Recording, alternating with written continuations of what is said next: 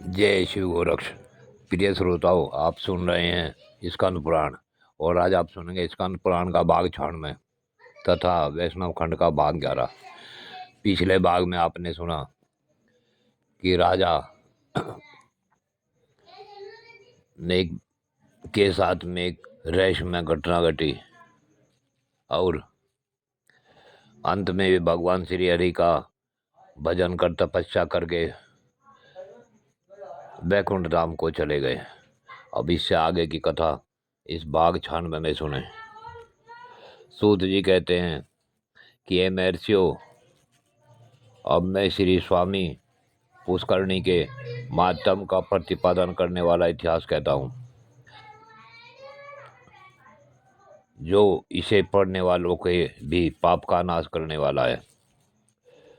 अभिमन्यु के पुत्र राजा परीक्षित धर्म के अनुसार इस पृथ्वी का पालन करते हुए हस्तिनापुर में निवास करते थे। एक समय वे मृगया में अनुरक्त होकर वन में घूम रहे थे। उस समय उनकी आयु 60 वर्ष की हो गई थी। भूख और प्यास से पीड़ित थे। घूमते घूमते उन्होंने एक ध्यानमग्न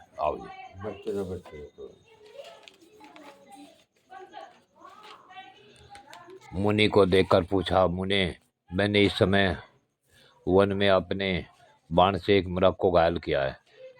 वह भय से कातर होकर भाग गया है। क्या आपने उसे देखा है? मुनि की समाधि लगी हुई थी। उन्होंने मौन रहने का व्रत भी लिया था। इस कारण राजा को कुछ भी उत्तर नहीं मिला। तब राजा ने कुपित हो एक मरे हुए सांप को धनुष से उठाकर मुनि के कंधे पर रख दिया और अपने नगर की राह ली। मुनि के एक पुत्र था जिसका नाम सुरंगी रखा गया था। सुरंगी के कृष्ण नाम वाला कोई श्रेष्ठ द्विज मित्र था। उसने भी साथ में अपने मित्र सुरंगी से व्यंग पूर्वक कहा, सखे, तुम्हारे पिता इस समय मरा हुआ सांप कंधे पर ढो रहे हैं। तुम बहुत घमंड व न दिखाया करो और मेरे आगे यह व्यर्थ क्रोध न किया करो। यह सुनकर सुरंगी कुपित हो उठा और साफ देते हुए बोला, जिस मूढ़ बुद्धि मानव ने मेरे पिता के कंधे पर मरा हुआ सांप रखा है, वह 7वें दिन तक्षक नाग के काटने पर मृत्यु को प्राप्त होगा। इस प्रकार उस मुनि कुमार ने उत्तरानंदन परीक्षित को साप दे दिया। उसके पिता शमीक मुनि ने जब यह सुना कि मेरे पुत्र ने राजा को शाप दिया है, तब वे उससे बोले, अरे, समस्त लोगों की रक्षा करने वाले राजा को तूने क्यों शाप दिया? राजा के न रहने पर हम लोग संसार में सुखपूर्वक कैसे रह सकेंगे? क्रोध से पाप होता है और दया से सुख मिलता है। जो मनुष्य मन में आए वे क्रोध को क्षमा से शांत कर लेता है, वही लोक और परलोक में भी अतिशय सुख का भोगी होता है। बेटे को इस प्रकार समझाकर शमीक ने दौरमुख नाम वाले अपने विशिष्य से कहा, वत्स दौरमुख, तुम जाकर राजा परीक्षित से मेरे पुत्र के दिए हुए साप का वृत्तांत, जिसमें तक्षक नाग के डसने की बात है, बता दो। महामते फिर शीघ्र मेरे पास लौट आ रहा। उसके आने पर राजा ने गंगा के बीच धारा में एक ही खंबे का एक बहुत ऊंचा और विस्तृत मंडप बनवाया और भगवान विष्णु के प्रति भक्ति भाव बढ़ाते हुए अनेक देवर्षि, ब्रह्मऋषि और राजऋषियों के साथ उस ऊंचे मंडप में रहने लगे। उसी अवसर पर मंत्र जानने वालों में श्रेष्ठ काश्यप नाम वाला ब्राह्मण तक्षक के महान विष से राजा की प्राण रक्षा करने के लिए 7वें दिन वहां जा रहा था। दरिद्र होने के कारण वह राजा से धन पाने की इच्छा रखता था। इसी बीच में तक्षक नाग भी ब्राह्मण का रूप धारण करके आ गया। स्वर्ग में काश्यप को देखकर मार्ग में कश्यप को देखकर उसने पूछा, ब्राह्मण मामुने, तुम कहाँ जाते हो? मुझे बताओ। काश्यप ने उत्तर दिया, आज महाराज परीक्षित को तक्षक नाग अपनी विषाग्नि से जलाएगा।